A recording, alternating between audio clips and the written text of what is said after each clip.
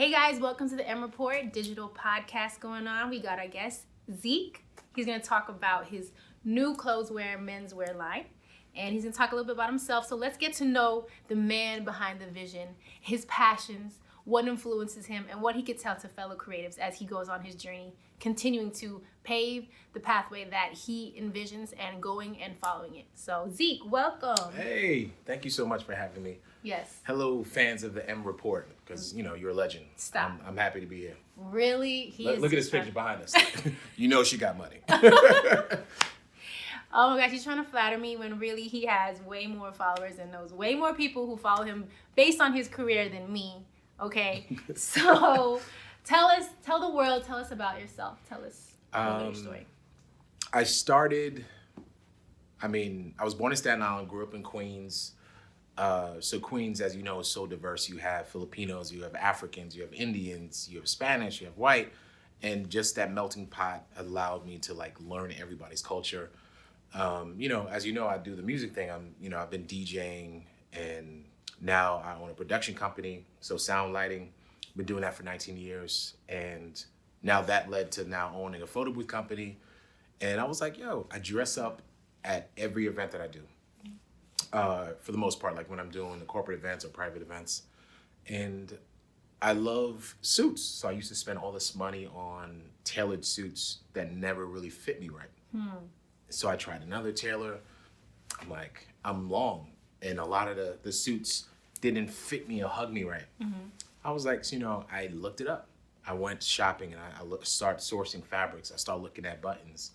This is one of my suits now. This one's a little busy though, you know what I'm saying? I wanted something to capture your eye. I could have did it. Look, ladies and fellas, isn't it nice? We got the little palette of navy blue. Have a little bit of green. If this was me 3 years ago, I would have never worn a suit. You would have seen me in a plain blue suit with a blue tie, with a blue pocket square, just real safe.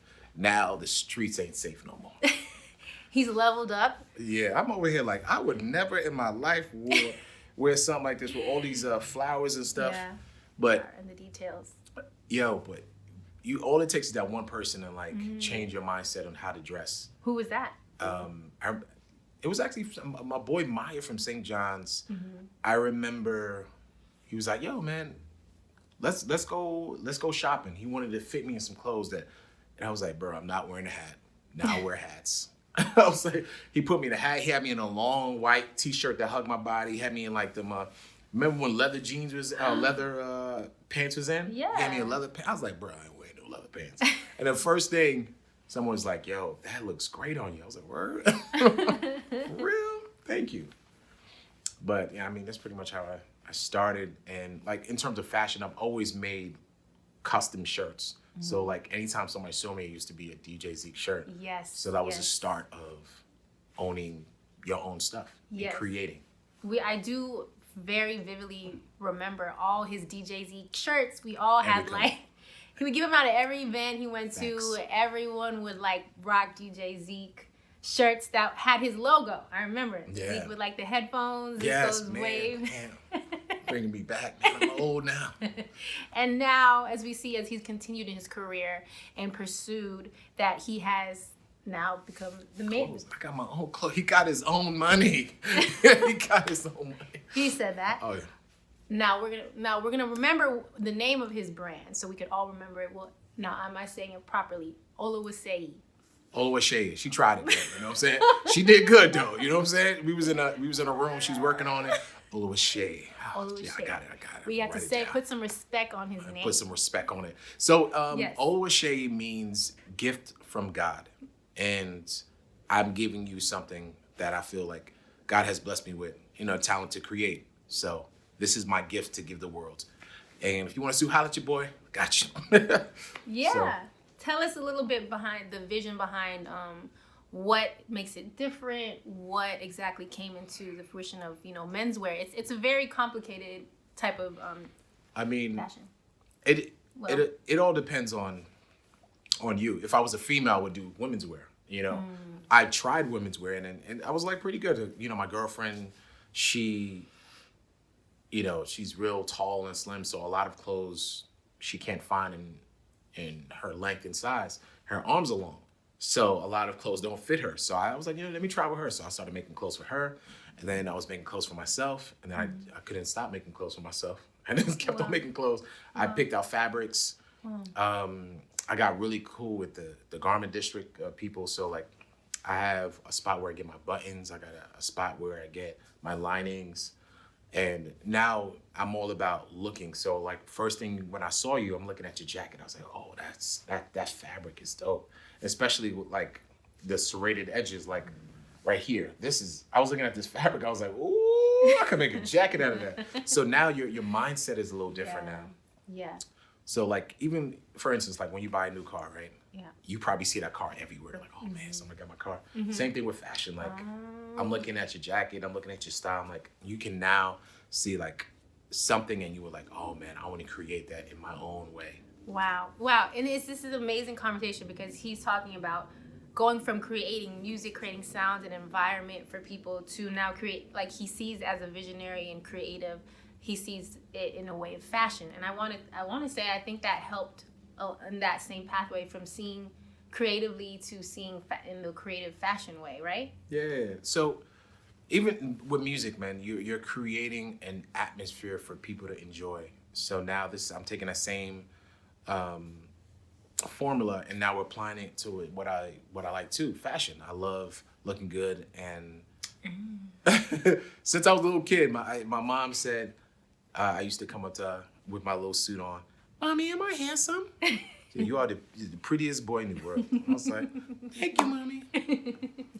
So and I'm looking at pictures. I was like, yo, that's a nice suit, And now I get to create, and now I'm not necessarily scared, but it's just something new that I've never done before. It's like starting a men's line, and I'm looking at some of my fabrics over there, and I'm like, wow, this is great, man. I was like, man, I made this. This was my idea, and then now I have one suit that ended up on TV, and I was like, I'm on TV. Tell us about that. Tell us a little bit about that moment. My mom got mad free time now because she's retired. Shout out to Shout out to mommy. Please forgive me. My mom was like, hey, you want to go to the Rachel Ray show? And I was like, okay. So she planned out the whole week of like, we're going to the Chew, we're going to Rachel Ray, we're going to Wendy Williams, but she wasn't there at the time, so we couldn't go. She was going through her little thing. Yeah. Ain't none of my business. So my mom was like, hey, they want you to speak. I was like, speak about what? So as soon as I come in, the first thing the lady said, she was like, yo, you look amazing. I thought you were just gonna come with like a little button up and some jeans. I was like, I don't do that. I was like, so I had a hat. They told me to take off the hat because it doesn't reflect well on TV. So like you have to take off your hat and stuff. Yes. So I had to let that bald head shine. You know what I'm saying? I am used to seeing Zeke in a good hat. Yeah, Nice hat. And they started putting makeup on me. I was like, I'm still black though. I was like, it's not helping your situation. I don't know what kind of primer or foundation you got going on me. She was like, yeah, that's all you need. I was like, I didn't need much. So they, it was cool because they had my own dressing room, and then they had me come, and first thing Rachel said was, wow, you look amazing in that suit. Wow. And then the guy was like, yeah, I was telling him, just like that. I was telling him backstage, he looked amazing in that suit. Wow. And I was like, in my head, I was like, ooh, marketing. Yes, you didn't even have to try that hard. Nah, and it's sometimes God puts you in the right place at the right time in order to grow. And I think in that situation, it was like, okay, you put it in the air and you ask the world for something, or you ask God for something, and it comes. So you have to be able to embrace it. Now we're veering to a whole different topic. Oh, yes. Brother Ezekiel, brother. Y'all know the M Report is always about inspiring more than informing. And we just heard a wonderful word of wisdom there from Zeke talking about how... Word of wisdom. That, it's in the pot. He's stirring up the pot. The wisdom. He has so much to give. And right now it's the fact that you put yourself out there. When you pray for things and it comes into fruition, like... People have a hard time embracing, like, oh, that's kind of what I prayed for. Like, oh, no. I literally watch it happen. I ask God for something. Ding. Boom. Get it. I was like, yo, he is not playing. I was like, I must have called him direct because I know he was busy. I was like, yo, what's up, player? I know you busy and all that. But can I start a suit company? I got you. No, really, like, not just fashion, but when I'm, with the Netflix thing, I spoke it. I said, yo, I want to do films. Wow. 2 weeks later, I get a phone call from one of my boys that's a DJ. They was like, they're looking for a DJ for this movie. He thought it was a movie, not a TV show. He was like, yo, I can't do it. You want to do it? I was like, oh, man, let me change my schedule. When? When is it? Yeah. He said today. I was like, oh, my God. Maja had something to do. I sent out another DJ, and I ran to Queens. And that was the first day of 2 years I was on the Get Down. The Get Down. Yeah, the Get Down. No big deal. Yeah, you know what I'm saying? Yo, but you know how I started, right? I was a hand double for Grandmaster Flash. I was supposed to be the guy with just my hand. Oh, okay, And mind you, I was on set and I started seeing things that were wrong because I'm a visual person. So I said something. She was like, go tell the director. I was like, I just got here. Yeah. I ain't trying to get fired. Right. And so she went to go, I don't even know the young lady's name. Mm-hmm. She went to go tell the director. Wow. And the director was like, come sit next to me. Wow. I was like, oh. Wow. He's like, if you see something wrong, point it out. And I start pointing things out and I start fixing things. Wow. And he was like, hey, can you train you're a DJ, right? Can you train one of the actors? That first actor was Shamik Moore, who just won an Oscar. And shout out to him. Shamik, I see you. Shamik. And it was like 6 months before I saw him in the movie Dope. Wow. Love it. I'm in the movie with my sister and my little brother, and we're watching Dope. Wow. And then, God's timing is great. And then I'm working with him and I had to pretend like I don't get starstruck. I was like, oh, this is cool. This is a cool situation. Yeah. Went from him just being cool with me for like me being at his crib, like I'm like, yo, this is, and he calls me big homie. Oh. And then when Jaden came in, I'm big homie with Jaden. And then when Will came in, oh my God. So I'm having a conversation with Will, trying to hold my composure, like, yo, this is Will Smith, Fresh Prince of Bel-Air Will Smith. And he's such a nice person. First thing he does when he walks in is sit on the floor because there was no chairs except mine. Because I had director's chair? Yeah, similar, just training, right? And there's just one chair and everybody else is doing like the break dance and stuff, right? And Will just comes and sits on the floor because there's no chairs. Humble. I mean, yo, Will got billions. Don't sleep on Will.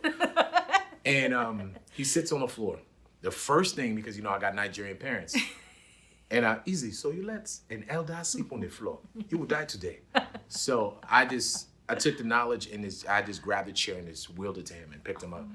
He was like, thank you, man, I appreciate that. I was like, and it felt like I floated back to the area. I was like, shh. And then I was just sitting there, I was like, oh my God, I touched Will. The bells was shh. Yeah, right? Yeah, all mad sound effects in my head. I was like, oh man.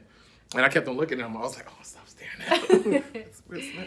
So afterwards, we had after we finished our rehearsal, we had story time. And he was just telling how he started.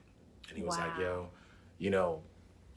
Jazzy Jeff is the reason I got to this level. Oh my God. Jazzy Jeff used to win all the DJ tournaments and he brought Will Smith with him. Wow. And then so when Will Smith got famous, he brought Jazzy with him. Yep. So that's, you pull somebody up, they pull you up, and it's just like that brotherhood. And I was after that, I was like, man, I love Will Smith. He's a humble guy. There's a lot of rich people that aren't humble. He's still humble. Wow.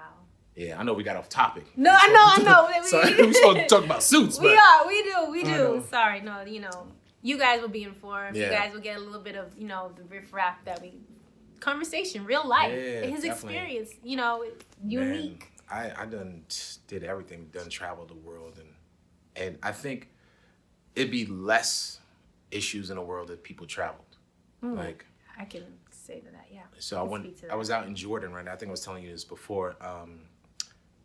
Prior to me going to Jordan in the Middle East, because some people are like, where's Jordan? I have Jordans, but I don't know where Jordan is at. Find Jordan, you know what I'm saying? So, so Jordan's in the Middle East, and I was doing an event, a concert with an artist named Gashi, shout out to Gashi. And the first thought you think is like, yo, these people, it's a lot of terrorist activities and all this other stuff. I was scared. I was like, man, I ain't trying to die. My mom's like, be careful, though. You know what I'm saying? Like, my mom was like worried. I was worried too. We get there, as soon as we get off the plane, everybody's nice. Wow. everybody's extremely nice. Like everybody wants to feed you, almost like Filipino culture. Hey, Everybody, that's right. everybody They got a feed meal you. for you. Strangers like, did you eat? I was like, nah, I didn't, but I eat. You got Really? food. So everybody's so pleasant. Shout out to all the people in Jordan. Yo, so nice. And with me, like I love to connect with people. I research all their music. So I had some traditional songs that I played at the concert. Wow. They lost their mind. So when I got off the stage, it was like, Good job. Welcome. Come to my house. yeah, that's it. You. Man. Just traveling, experiencing, seeing different cultures, understanding other cultures. Yes. I think that just brings the picture into full circle of, as a creative, as a visionary, as an individual, humility and things like that. Like he was talking about Will Smith, being a humble person. Humble. And just the connections. I mean, was, building your brand, not beyond, music, but like as a fashion brand, were all these characteristics, did they all play a part? Did you need someone to give you that opportunity, I think a lot of people gave me opportunities. One of the biggest, Red Bull, they started the whole path for me when it comes to corporations. Because, I was DJing, and one lady, LaToya, she saw me, and I didn't know who she was. I thought she was hollering at me. I saw a beautiful black woman. I was like, oh, okay. Hey, she was like, yo, can I take you out to dinner? I was like, oh.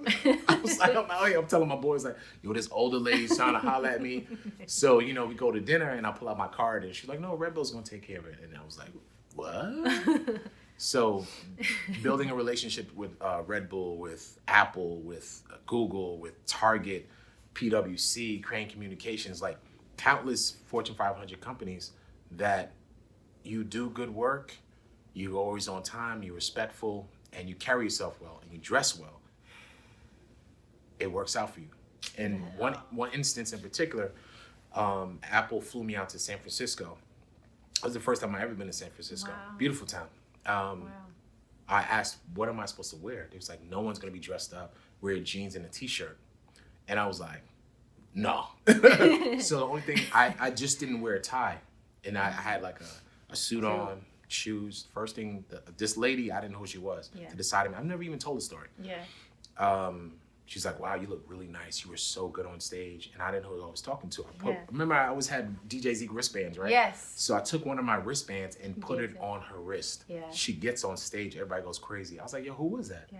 That's the VP at Apple. Right. I was like, oh, the VP at Apple. But she wouldn't have said that if I wasn't dressed up. So it stuck with me. Like, no matter what they say, dress down is no tie. So always dress up, because as a person of color, like you have to be twice as good, sometimes three. So dress down for them is dress up for me. Yes. So, people always talk about you when you dress up, not when you dress down. Facts. Wisdom. Can you repeat? You said some really powerful things. You before that you told us about the Apple story. Can you just repeat? It was like 5 bullet points. Like yeah, it was like be on time, dress up. Oh, okay, yeah. So always be on time, and on time means early. So usually I come 2 to 3 hours early. So if there is a situation, I can fix it. Because if you on time, which is like 5 or 10 minutes before you're supposed to be there, which is not early at all, something happens, you can't fix it. So I stuck it in my employees' heads to always come on time. Do we need to be there 3 hours? No. I do it because once in a while, it may be once a year, which recently happened, and the contract has said the wedding was in Brooklyn. Where was the wedding? Queens. Pennsylvania. Since I had a 3-hour window, Wow. I got there on time, was able to set up before anybody was a wiser.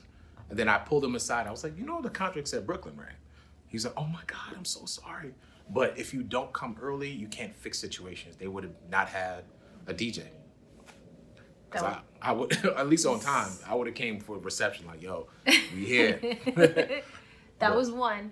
The thing was dress. Always dressed to impress. Even when they say dress down, dress up. Because I'd rather be overdressed than underdressed. I hate that feeling when everyone's like in a suit and tie and you got some jeans and some Yeezys on, So if no one knows what to dress up, like what to wear, just dress up. No one's gonna look at you crazy. Yes. Just don't wear a tux, because that's make sure you know when to wear a tux. Got you. But a suit's no problem. Now, with the culture of streetwear and athleisure really growing within, the urban community and even luxurious kind of style. How do you kind of balance that? I've seen you dress down. I've seen you dress up. Do you think there's a reason to, not a reason, but there is some rationale to being right in the middle? Like, what is your perception of how you dress? I mean, I love jeans. I have companies that sponsor me. Like, shout out to Jordan Craig. Shout out to Akul. Shout out to Play Clothes. And these companies, because I do a lot of college events, I can't, if it's not a formal thing, I can't wear this because they're going to look at me differently. Gotcha. So, gotcha. I dress down when I have to do like a concert or something like that. You have to have the urban streetwear. Right. The flashy stuff. You got to have the newest sneakers on because they look at you a certain way. So there's fashion, high fashion and everything. So even streetwear, you got to have like the newest Nike Air Maxes or Jordans. Don't kill yourself. If you ain't got the money, don't spend it. Because people like to spend money outside of their means. Like, you don't need to. There's sneakers that are fire that cost $20. That can go with your outfit opposed to you spending $300 on sneakers you can't afford. But you just told us, Zeke, to get the newest Nikes. Oh, no, me. You know what I'm saying? I don't know about y'all, yeah. He's come some ways. He's leveled up. So but a lot of clothes that I have, I don't pay for. So that, the sponsorships, you reach out to them, you tell them what you're doing, and they send you clothes. Okay. How about to the people who are like, I'm a struggling artist, or I'm a person who has big dreams like this guy that's talking to me and I want to get to his level. But right now, I gotta do 5 jobs and I gotta get this. How can you, what would you say to this person who strives for something like that, but who doesn't want to feel like I gotta kill myself to keep up, Reach out to people. The more people you reach out to, in terms of like if you want to get a sponsorship, you're talking about like clothing, right? Yeah. So you can reach out to people. Let's say you reach out to 100 people. One of those people are going to bite and might give you some clothes. Now you have a sponsorship. You have clothes for free. So you don't have to spend that money on things that you can now spend that money on your creative instead of like what you have to wear. Mm-hmm. Well, I used to reach out to everybody. Some people ignored me. Some people like, yeah, what are you doing? I sent them a press kit. Yo, I'm doing this. I'm going to be in London, Paris, France, and I need clothes. Oh, my God, yeah. Can you just tag us? What? Yeah, of course. I literally had brands give me like $4,000 worth of clothes. Fam. I looked at my closet one time. Nothing in my closet I paid for. This is when I was DJing for Adidas, and they didn't pay me, but they gave me merchandise. Yes. That's why a lot of companies, they give you merchandise instead of paying you. That's what Nike did to me back in the day. Oh, yeah, right? Yo. Whatever you see here. I was like, I see a lot. Can I get those? No, you get the 97s, the 98s, and the 2020s. Oh, exactly. Yeah. Make my word. Now, it sounds like what we could add to that list is being prepared. You had a press kit. You always have to be prepared. Overly prepared. Because it'd be a situation when you're prepared and you're not prepared. So, can you expand on that? All right, so you think you're prepared, and then they throw you a curveball. So be prepared for everything. So usually when I DJ an event, right? Like my company brings sound. Sound, lighting, right? Right. I always give them more than what they paid for because I have it with me anyway, just in case. Because what if they say, hey, we have 100 people and then 250 people show up? Wow, yeah, right. I'm already good. Yeah. Because I built a sound system that I could do small events, I could do big events, I could do stadiums. I'm prepared either way. Yeah. I was like, what you got? But the stadium stuff, I got to know beforehand. That's a lot of stuff. You know what I'm saying? But I'm always in the middle. So even for a small event, I can just lower down the sound. And for the bigger events, I just turn it up. That's not going to kill my sound. Okay. But always be prepared, because it'd be that one opportunity that you messed up because you weren't prepared. Like God literally put it in your hand and you weren't prepared for it. You would, like for me, like I wanted to start a suit company and somebody wants to sponsor me, but Yeah. I'm not in a suit. Oh. Oh, you own a suit company? Yes. Oh, let me see. But look at your little streetwear. Nah. Or like if you say the reason I don't like saying I own a clothing line is because it's synonymous with t-shirts. And Yes. that's why I was like, nah. I own a menswear line. He owns Menswear. a menswear line. Menswear. Menswear. No t-shirts. Get I that. could make some t-shirts because they got some fire fabric. I saw this silk shirt. I was Really? like, ooh, yeah. I made some shirts. Man, I should have bought some. But Wow. that's when I was like figuring out fabric. Yes. I have a blue that's like this. It Really? fits really nice with crazy buttons. Wow. Oh man, I make a lot of clothes because it's trial and error, man. You really Yes. have to throw a lot of hooks before you get a fish. Throw a lot of hooks before you get a fish. Mm-hmm. And Yo, these is bars. You better be writing it down. yes. But you know, Nigerians just have a lot of proverbs, and I get it from my dad. He said one thing back in the day. I was like, I don't know what you're talking about. I know I'm gonna figure it out when I'm like 50. Do you remember what it was? With the I proverb? don't know. It was like something with bananas and monkey no get banana or something. I was like, what are you talking Hey, about? shout out to my Nigerian friends. Yeah, if you right? know that proverb, you email me. Yo, you, he you would just- tell it to- My dad, I love my parents, man. They really raised us correctly, man. Wow. Don't spare the rod, beat your kids. I mean, I don't know if this is politically correct, but I'm sorry, discipline your kids. My parents whooped my ass, man, and I'm thankful because this generation is no respect. I had little kids cursing me. I was like, oh my God, my mom would have snatched my heart out. Like, I have so much respect for kids, elders, women, is because my parents, if I strayed from the path, they beat my bottom. They made sure. Wow. And my dad didn't really hit me like that. My mom was the person to discipline. But so if you got hit by my dad, you did something wrong. Whoa. You know you messed you up. made dad come out for the Easy. beating. So you telling me that you have a B- in your school? Daddy, I was trying.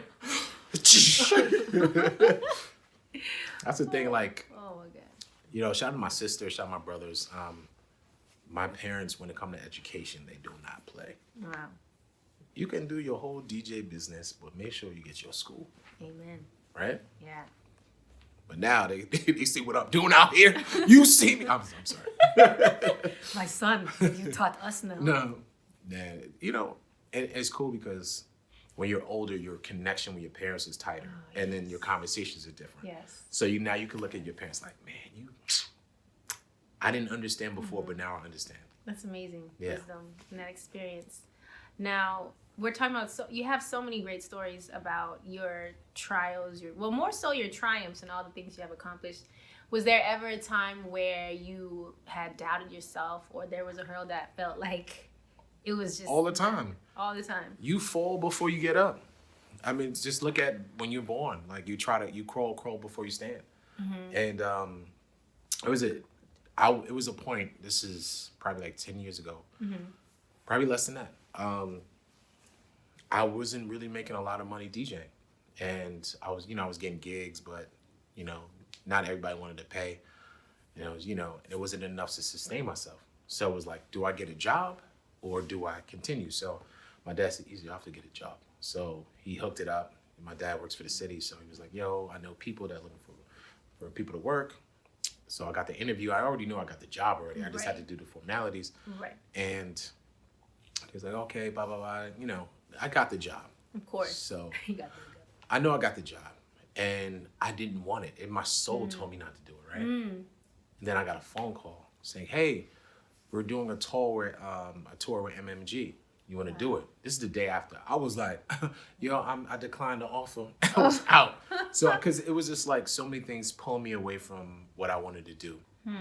And now, if you don't listen, you won't hear it. So I heard it and I was like, yeah, all right, so stick with your dream. Stick with what you want to do. Like, was DJing my dream? No. Entertaining was... it's more of a passion. I love entertaining people. I love getting on the microphone, making people laugh and making people feel comfortable. If I'm not in front of people, I'm real quiet. People don't know it about me. I'm just real chill. I just like to watch the situation. But in order to make some people feel comfortable, I'm on a microphone. Yes. Or I do comedy to break the ice. Yes. But as you know, back in the day, like orientation, all that stuff, I used to do that. That was my thing. That is my very first vivid memory of Zeke many, many moons ago, of him on the mic, making everybody laugh, making everybody feel comfortable. And I'm talking when I talk about everybody, I mean like crowds of people. I mean a whole tent full of people. And that is, a talent, a skill that, God gives you. And are you going to use it? Are you going to listen to that voice? Are you going to run with it? Are you going to take that risk? It looks like, you're capable. There's nothing you're not capable of. Yeah. If you just realize, what you do have in front of you, which is your personality, your skills. Yeah, some people don't know how to apply it too. Sometimes you have hindrances in your life. You have people that you are around that stop you from your dream.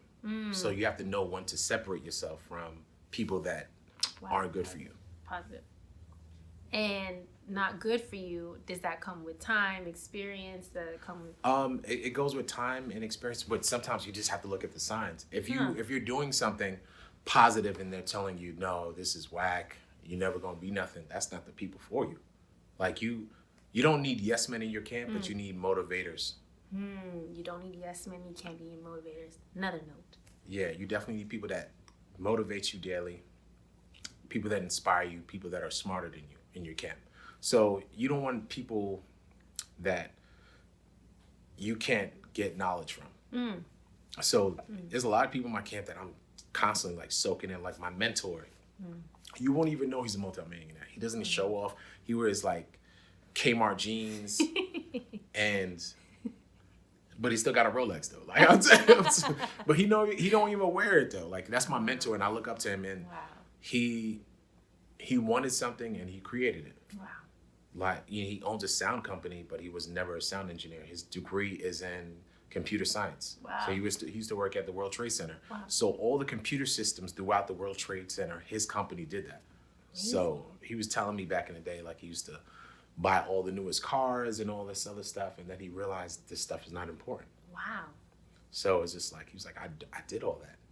Even when I was looking for a new car, he was like, get something that makes sense. Because I was looking at the Benz, I was like, yo, I'm about to kill him. Ooh. And then he was like, nah, get a Toyota or get something like that that's gonna last you. He's right. Like most of my cars that I got was because his direction was like, yo, get something used. You don't need something brand new. Something that is clean, but you also, remember this is gonna be a work car. Right. So I remember my Yukon, that thing lasted me 11 years. Wow. I beat that thing up. I could have been in debt $60,000 if I bought something new. Yeah.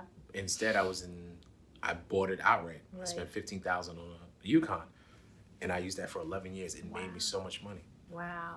Because I listened to your mentor. That's important. Now, I know I've talked to many young people when I do career days, and I talk about the importance of a mentor, and that comes with time as well. What would you give your best advice for someone who's looking for someone they could look up to, things like that? Find somebody in your field or a similar field, and watch them. Watch what they do, how they speak to people. If you like everything you see, inquire more. Don't jump and have these people be your mentors if you don't know everything about them. I've had one person just stalk me, bro. Like everything. He was like, yo, I want to work with you. I've seen everything you're doing. And I'm like, who is this kid? I didn't know who he was, but I used to see him, because you have to stay awake. You have to stay woke because you have to see everything around you. Yeah. So I used to see him around, and I didn't know who he was. I thought he was, not necessarily a fan, but a lover of music. So he was always around. So you recognize him. And he was like, yo, I just want to work with you. I don't want no money. I just want to be around you. But for me, if you work with me, I have to pay you. Because everybody's energy and time is worth something. Like my energy and time is worth more sometimes to me than it is to somebody else. Because sometimes somebody's willing to pay you $1,000, but in your head you're worth $5,000. So it's what you're willing to take. So around me, if you work with me, and even if you're an intern, I have to pay you.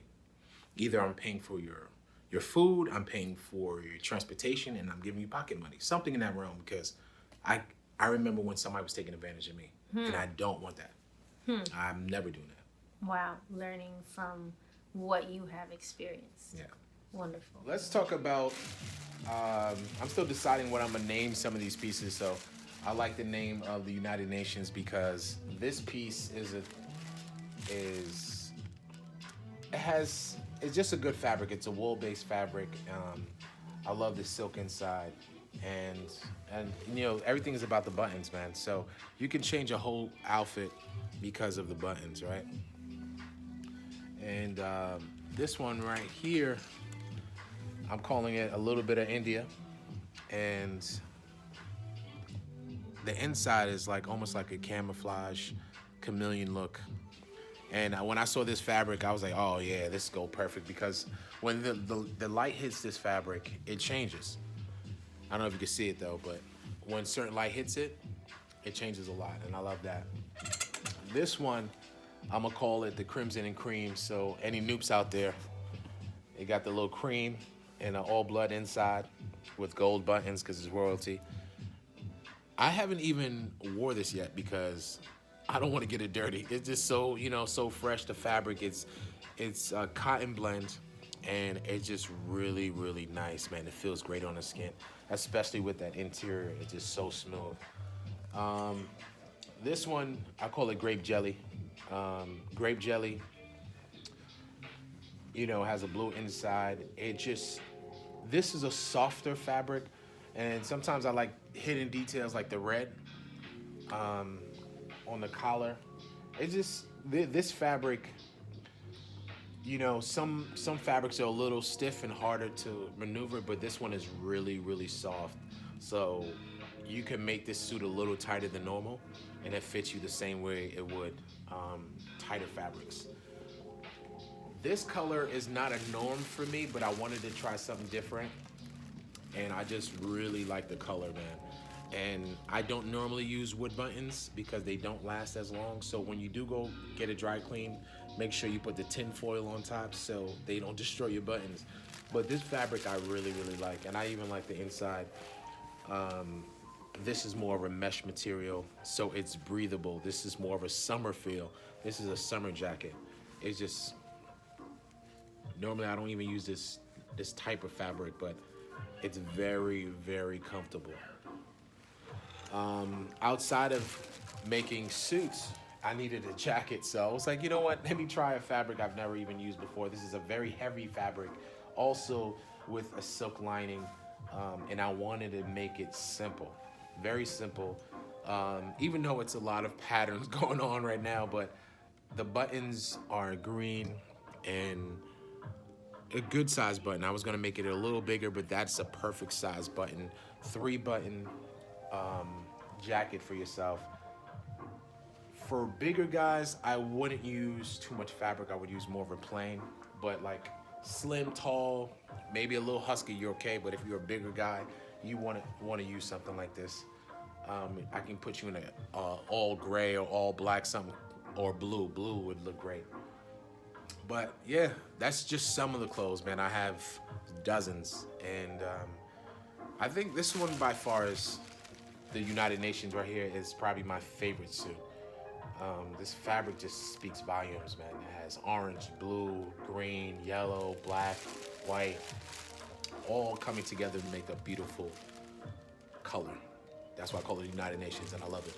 So stay tuned, man. Oluwaseyi Clothing and the M Report.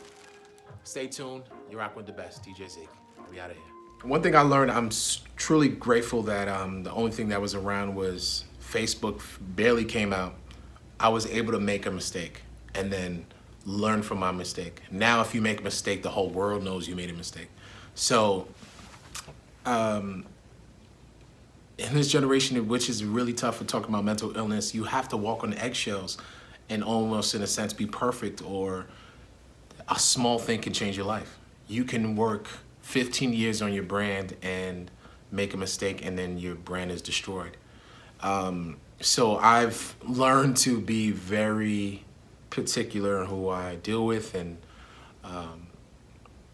being in a relationship always worked out for me. Like, you don't have to stray. So you have one focal point, you have one person you're catering to, and you could just focus on expanding your business, your relationship, growth in that realm, instead of like when you're not, now more time is going to different girls or different situations that probably can hinder you in the future. So if I'm focusing on one person, there's less issues. I'm not telling everybody to get in a relationship right now, but it does sound like that. But I mean, it helps. It helps, like, at least for me, because everybody's situation is different. I learned that putting a lot of time in multiple things kind of takes the time away from my business. So being in a relationship, I see now I have more time for my significant other and myself and my business. So I'm able to apply certain things and still make time. Social media is like to a point where you can't even wear the same clothes. And I was telling Missy that because I'm like talking to the world and talking to Missy at the same time, but I was telling her that I love clothes, so why wouldn't I wear it again and repurpose it? I don't have to wear the whole outfit. I could wear the jacket and wear some jeans, but a lot of celebrities can't. If they're seen with the same clothes, they're looked at as poor, but like, who wears a $2,000 shirt and throws it away? Like, who does that? I was like, just imagine, I know Future was talking about he spends like $200,000 on clothes a year. Why? That money can be monetized into creating generational wealth, like creating houses and have people stay in your houses, and those houses create other houses. Instead of wasting money on clothes, the richest people in the world wear Target jeans and white t-shirts, and they rotate them. Sometimes they wear black t-shirts. You know what I'm saying? But people that are wealthy don't wear expensive things. People that are rich flaunt their richness with stuff that they can't afford. So let's say you're worth $1 million and you're wearing $800,000 of jewelry. You're poor because you can't afford what you're wearing, because if someone steals it, you're gonna cry. Unlike a wealthy person, you take $800,000 for them, they're like, that's how much I paid for a boat. They don't care. So if you can't afford to lose it, do not buy it. And that is my M Report wisdom. So stay tuned, M Report. Missy's taking this all around the world. We're actually in France right now. I don't know. I took a flight out here. So we're in France. That's why you see all these flowers and a picture of France, so you know it's real. Stay tuned, stay educated, stay motivated, and don't allow social media to guide you. Guide yourself.